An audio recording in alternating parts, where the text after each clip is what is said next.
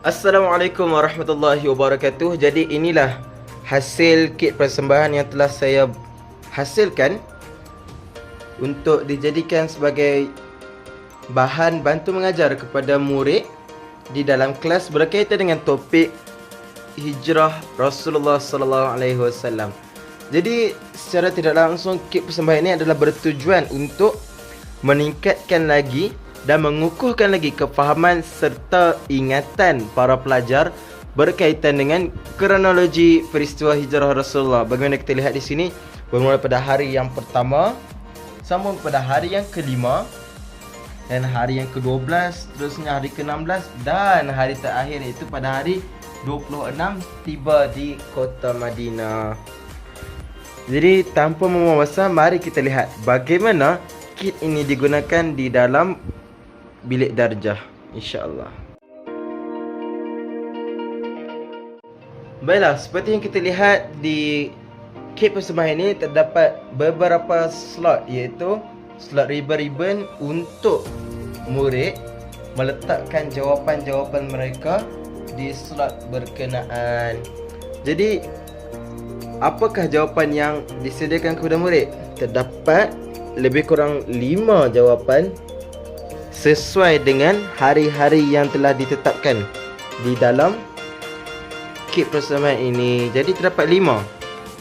1, 2, 3, 4, 5. Oleh itu apa tugasan murid? Murid perlulah slot in semua info dan jawapan ini ke dalam slot-slot yang telah ditetapkan. Jadi sebagai contoh, pada hari yang pertama murid nampak gambar Kaabah. Sudah pastilah murid tahu ini Mekah. Dan juga gambar Gua Sur, Jabal Sur, Gua Sur.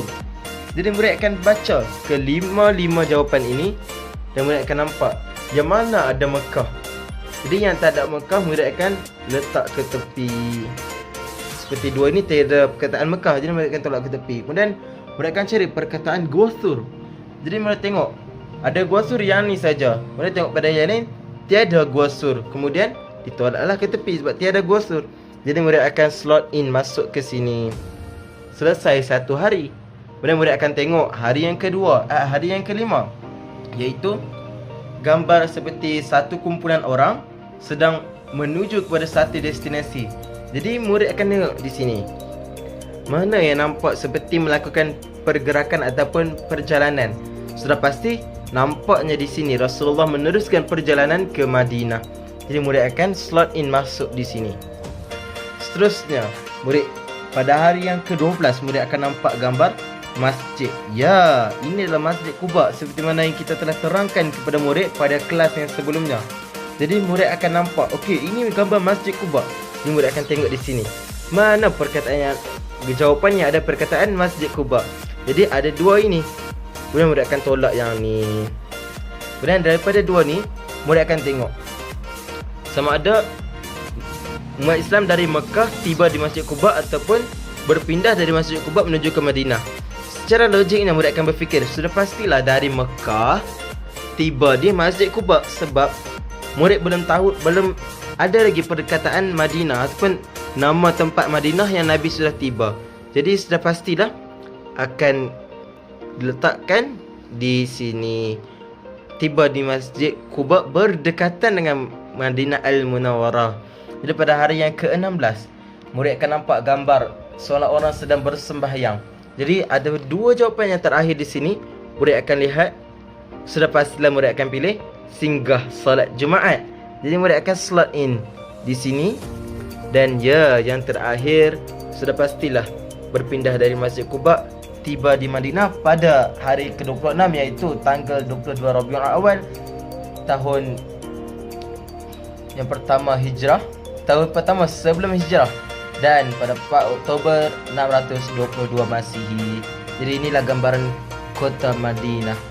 Jadi murid akan terus slot in di sini.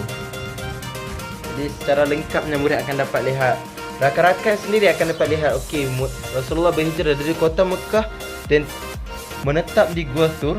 Kemudian pada hari yang kelima meneruskan perjalanan dan tiba di Masjid Quba.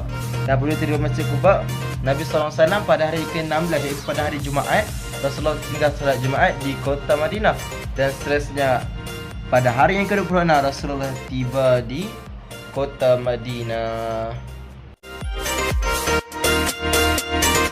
Jadi mari kita lihat apakah kelebihan dan manfaat yang dapat murid perolehi daripada kit persembahan ini. Ya, sudah pastilah. Yang pertama, pemilihan warna. Pemilihan warna yang cerah seperti biru dan kuning akan menimbulkan rasa ceria di dalam kelas dan tidak menimbulkan suasana suram. Oleh itu murid akan lebih seronok untuk mempelajari topik berkenaan dan menggunakan kit persembahan ini di dalam kelas. Seterusnya, gambaran grafik yang cukup jelas kepada murid untuk mengingat dan meningkatkan kefahaman mereka berkaitan dengan proses hijrah Rasulullah sallallahu alaihi wasallam. Kerana sesetengah murid akan dapat mengingati melalui auditori, ada juga murid kinestetik dan juga ada yang grafik ataupun visual. Jadi di sini akan menimbulkan rasa lebih meyakinkan kepada para pelajar untuk menghafaz dan mengingati setiap proses setiap hari pada kronologi dakwah hijrah Rasulullah sallallahu alaihi wasallam, seperti hari yang pertama, hari yang ke-5, hari yang ke-12, hari yang ke-16 dan hari yang ke-26.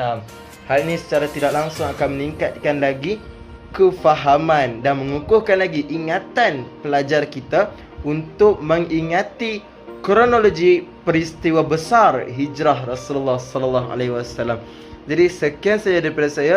Saya harap dapat memberikan manfaat kepada guru di luar sana dan juga murid di luar sana sendiri untuk ingat dan menghafaz serta meningkatkan lagi kefahaman pada peristiwa hijrah Rasulullah sallallahu alaihi wasallam. Sekian, assalamualaikum warahmatullahi wabarakatuh.